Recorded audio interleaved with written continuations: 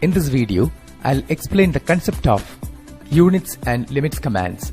But before moving on to these commands, I'll teach you the various methods to input a command in AutoCAD. You're already familiar with the idea of a command. Suppose if I want to give the line command, I can do that by clicking on the line icon at the draw panel. When I click there, it'll ask me for the first point. I've clicked the first point. When I drag my mouse, I can see the length of that line as well as the inclination of the line segment with the x-axis. I'll just left click to define my next point and left click once more to define the next point. Likewise, I can draw this line. Suppose if I want to cancel this ongoing command, I can do that by pressing the escape key. Next, I would like to construct a circle. But this time, I'm not going to use the ribbon to choose the circle command, but instead, I'll type the first letter of the circle command, that is C. In AutoCAD, each and every command has got abbreviations, which we can memorize and input those abbreviations. So I'll type the letter C. When I type C, AutoCAD will list all the commands that start with the letter C. I can either give an enter to execute the circle command, or else I can choose any other command which starts with the letter C by picking against that command. So I'll give enter. It'll ask me for the center point, which is called the default prompt. So I'll just give a value which is say 500, 500. You can see that appearing at the cursor location, and press tab and again type 500 and give an enter. So the center is defined here at that coordinate location. Now it is asking for the radius. But instead of giving the radius, if I want to give the diameter, I can either click on the diameter option or else I can type the letter which is given in blue color. Since here D is given in blue color, I can type that letter. But it's always easy to click against that option. Now it is asking for the diameter instead of radius. So I'll give the diameter of 600 units. So I'll give 600 and that will appear at the cursor location and give an enter. So in AutoCAD, by default, each and every inputs which you give appear at the cursor location. That is because the dynamic input is on. If this option is not displayed here, you can go to customization button. You can activate this option here. Once you disable the dynamic input, then the commands and the user inputs given will appear at the command line. By pressing the up arrow key, you can go backwards and you can see all the previously given commands. And by using the down arrow key, you can go forward. And by pressing the F2 function key, you will get all the previously given commands and the prompts. You can just scroll down and see all the details clearly. And this is what you call as the history. And if you want, you can just right click and copy this history and you can paste it onto any text editor for a future reference. And by pressing F2 again, you can close the history window. AutoCAD memorizes the most recently given command, which can be repeated by giving an enter or by right clicking the mouse. I'll just right click the mouse to get the context sensitive menu. Here, the first option is repeat arc. Since arc being the most recently given command, by clicking on this repeat arc option, I can repeat the arc command. I'll just press escape to cancel this. Now, I can also repeat the most recently given command by pressing the enter key. As you know, a keyboard has two enter keys. But in AutoCAD, the enter can also be given by pressing the space bar. And that is a preferred method because space bar is a larger key when you compare with the normal enter keys of the keyboard. In AutoCAD, you can always undo a command. And undo will reverse the effect of the most recently given command. For example, I'll draw a circle using the center radius method. Then I'll just give right click to repeat the circle command once more. Again right click, repeat circle, and I'll draw one more circle. Undo can be given either by typing U at the keyboard or you can choose undo from the quick access toolbar. So I'll just give undo, so that circle is gone. One more undo, that circle is gone. With the third undo, you can remove the circle which you have drawn first. Now I'm going to give redo, and redo will always undo the undo. Now I'll give redo, redo, redo. I've got it back. But the redo should be given immediately after the undo. Otherwise, it won't work. Next, I'll talk about units command. Before we start any drawing, we have to set a proper unit. Basically, we create drawings in decimal and imperial units.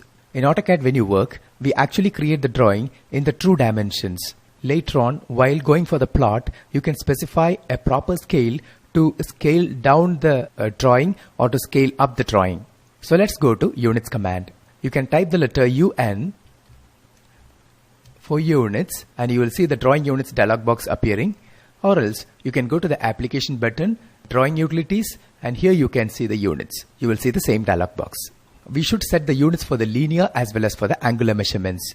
For the linear measurement, we have architectural, decimal, engineering, fractional and scientific. In architectural units, you can draw in feet and inches. It is represented like a fraction, and feet are represented using single quotation and the inches are represented using double quotation. And if you do not specify any symbol along with the number you enter, your values will be treated as inches. And next is decimal. In decimal, the values which you enter will be represented in a decimal form. The next option is engineering. In engineering, you can have only inches. Fractional is basically used by cabinet makers, and here it is represented in inches but in a fractional form, as you can see in the sample output. And if you go for scientific, your units will be represented in the 10 to the power of e form.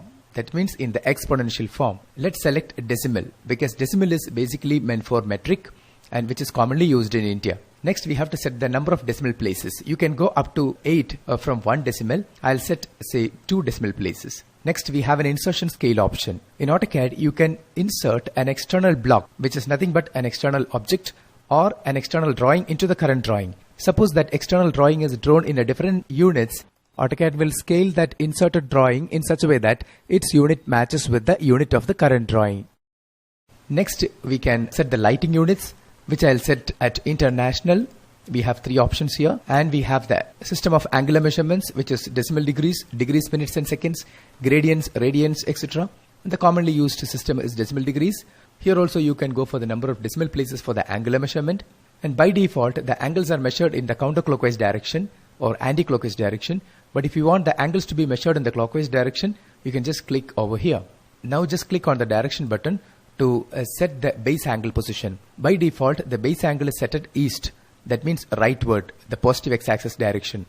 If you select north, your 0 angle will be set at y-axis direction or in the north direction. You can choose any desired option. I'll set it at east, which is the default. Now you can just give OK to go out of the units command. Next, I'll talk about the limits command. But before exploring the concept of limits, I would like to give you an overview of the coordinate setup in AutoCAD. This AutoCAD screen is assigned a Cartesian coordinate setup, and the same coordinate setup which you have learned in coordinate geometry. And this particular icon indicates the directions of x-axis and y-axis. But there is also a z-axis which is coming towards us. If you want to see the direction of the z-axis, you can just hold on the shift key and press the scroll button of the mouse. You can tilt the coordinate setup and you can see the z-axis. Okay, I'll just give undo to cancel this operation.